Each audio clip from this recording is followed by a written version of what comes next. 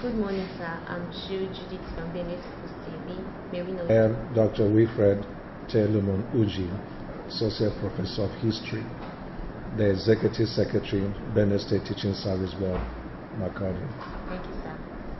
Sir, what is the secret behind the educational development in Benue State? When Governor Samuel Otom became the Governor of Benue State in 2015, together with several technocrats, crafted a document that is called our collective vision.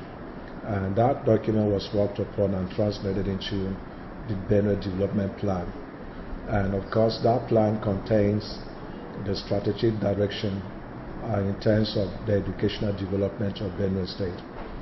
The document also contained what we may so refer to as the secrets behind the educational success that we find in Benue State, most especially the senior secondary school level, which is what the Benue State Teaching Service Board deals with basically.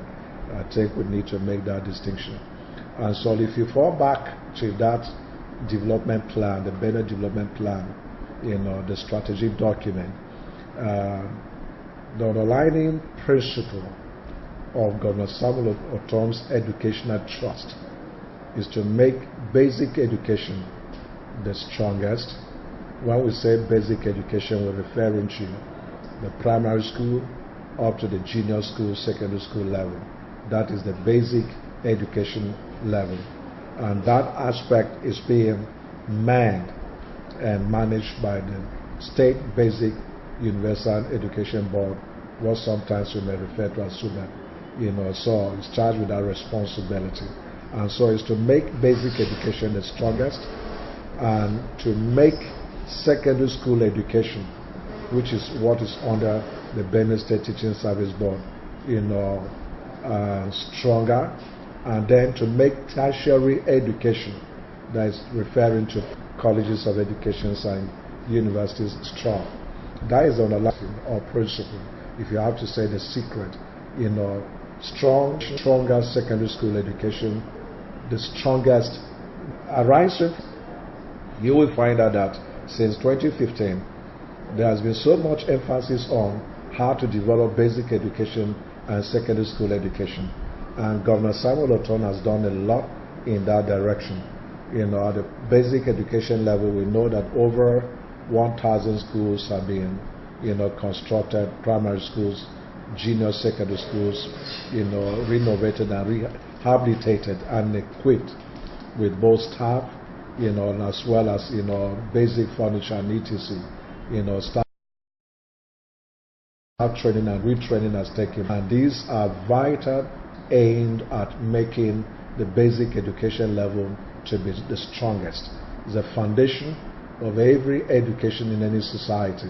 And once you can have that level of education as being very sound, then it lays a foundation for whatever that can be built much later. The secondary school level, Governor Samuel Otom also has taken very proactive steps in terms of renovation of schools. We've done that across board, most especially the public government secondary schools. They were in a sorry state of dilapidation, have received the attention of Governor Samuel Otom's administration. Look at the Government College Macaulay, the Government Girls Model College Macaulay, and recently when he was at Aliede, the Government Girls Model College at Aliede, and of course the School for the Gifted and the Talented also at Aliede, and several other of these public schools that in the past, before his era, where an eyesore, nobody wanted to attain a government secondary school. And the strategic plan of Governor Samuel Otom is to revive that. And he is doing that, the process of doing that. And then in addition to that, at the Teaching Service Board here, we've been involved in trying to train and retrain our teachers, most especially the principals of these schools, and of course to provide a sense of direction that we have our schools to be some of the best you can find in this country. I've always said this. When I was appointed Executive Secretary in 2016 of December, and immediately what I did was to carry out a survey of schools in Nigeria. Among the best 100 schools in Nigeria, there was not one single secondary school from Benue State. But today, I'm always happy to say that that situation has changed drastically. The schools in Benue State are ranked among the top 13 in this country. And what is the secret, like you asked, is first they will say, look, we have to update our schools, we have to update our teachers, our students, and make them relevant and competitive in a 21st century environment that is fast globalizing. And to achieve that, we brought in ICT-driven education, what you may call e-education, bringing cutting-edge technology in the educational sector to improve and facilitate the teaching learning process in our secondary schools. And our schools are coming out very fast. Of course, many of our secondary schools now have ICT centers, and of course being supplied with basic ICT facilities that can also promote the teaching learning process. That has improved teaching and learning tremendously. It's a way of preparing our students so they can also, in all national examinations, do very well. From JAM, NECO, WAEC, many of these examinations are now online. And we're there. Our teachers also been retrained in the last few years, just to cope with this challenge, and of course our schools being repositioned in that direction. We've introduced a number of measures in our secondary schools to improve on teaching and learning. For instance, insisting that no teacher will enter a classroom without lesson note, a lesson plan, and of course the weekly diaries, and of course improvised instructional aids. There are several things we have done. I'm just trying to highlight a few for the sake of time. But basically, we've been able to bring back, one, professionalism in the teaching profession at the teaching service board in the secondary schools, and two, ICT-driven technology in our secondary schools, and then thirdly, some level of discipline that will make teachers do their job, and of course to check issues of truancy in our schools, and to make sure that these schools provide what is needed at the end of the day. And a lot of broad measures put in place have been able to make us that educational success that you say. Very good, sir. Sir, what is the relationship between the government and the teachers of Benue State? Well, fine. Very good relationship over time. Remember, for those of us who were here in Benue State, we know that when by 2015 Governor Samuel Otom became governor, a lot of issues were dragging in terms of teachers' welfare, from the salaries, to several other issues of teachers' welfare. And for several years, it was a problem. But we're glad to say that was 2017, precisely, that Governor Samuel Otom leveraged up and ensured that teachers' welfare received a top priority in his administration. And we're happy to say that since then, teachers' salaries are regular and up to date, and of course other welfare packages also in place. As the executive secretary, I've encouraged a lot of welfare packages for teachers in our secondary schools to complement whatever efforts that the Governor Samuel Otom's administration is doing through the cooperative societies and of course thrift and credit societies. We've been able to improve on the general well-being of teachers in terms of this housing, whether car loans, medical facilities, and etc. These are broad measures that we've been able to improve. And so over time, that relationship between teachers and the government of Benue State under Governor Samuel Otom is harmonious. This year rather, I led a delegation of all principals of secondary schools in Benue State to Governor Samuel Otom on a courtesy call, the solidarity visit. That was the peak of that, strategic relations between the secondary schools, the teachers, and Governor Samuel Otom, to break that communication gap and to make sure that, look, there's an easy interaction in terms of flow of information and, of course, between the two bodies. Okay, sir. What are the effects of Rugan Fulani in Benue State education? Rugan Fulani Well, you see, let's take this thing gradually. Ruga is one concept that I think has been misapplied by President Muhammadu Buhari himself and perhaps certain, directors at the Ministry of Agriculture, and I blame them for that. The idea of rural development is an excellent idea. It's welcome. If you can make that idea very broad, of course, realistic, that covers the various social and economic groups you find in the rural areas. What I mean by that is that in many rural societies of Nigeria, there are farmers, there are pastoralists, there are fishermen, and of course it is many. And so if you devise a rural development plan that is embracing, inclusive, right? That develops all of these social and economic groups, is an excellent thing to do. Many countries of the world became industrialized because they thought about that. The Soviet Union, what we call Russia, of course, several of the countries in Eastern Europe began with the idea of farm settlements, pastoral settlements and etc. But it has to be holistic. Now, what went wrong with Ruga in terms of the backfired was that Ruga came to represent, a strategic plan that was aimed at developing just Fulani cattle herders. I think that was narrow-minded. And of course, in all ramifications, came short of the expectation in terms of addressing the developmental needs of Nigerians. If the Federal Ministry of Agriculture had come up with a comprehensive plan that were interested in rural dwellers, their economy, as well as their social lives, to develop them that way, it could have been a welcome thing. For instance, in Benue State, give us farm settlements in Benue State. Do you understand what I'm saying? That can still be within the Ruga context. But then, because our fundamental need in Benue State is farming, we were predominantly farmers, an agrarian economy.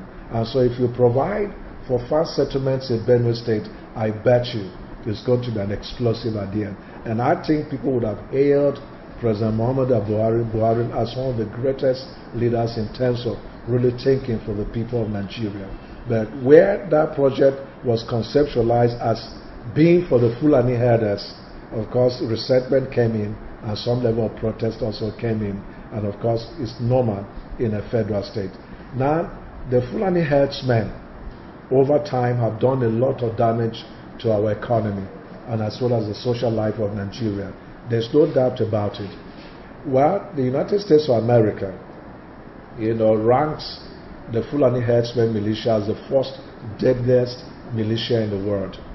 I don't know why, but for political reasons that is very obvious, because it suits the cap of Muhammadu Buhari. He's reluctant coming out to declare them terrorists. A few days ago, former president of this country, Olusegun Obasanjo, wrote a letter to him. And in that letter he said it would be better if the President Buhari's administration would come out clearly to acknowledge this problem. You're dealing with terrorists, and don't allow some level of fraternity sentiments to play in. Once you allow clannish, sentiments to becloud your judgment of what is going on, you also lack the decisive way to deal with the situation. We're dealing with terrorists. And the Fulani herdsmen terrorists have done a lot of damage to our secondary school system in Benue State. I can tell you that many of our secondary schools went down with the Fulani herdsmen invasion. If you take Zone C, Agatu, Apa, many schools were closed down as a result of the herdsmen attack. Many of the victims who were killed were either parents of children in school, or some were even our pupils in the secondary school. Some schools were completely burned down. If you take Guma, for instance, that is Zone B, the same scenario. Government Secondary School Bajimba, Government Secondary School Tokura, many of these government secondary schools, were literally raised down by Fulani herdsmen invaders.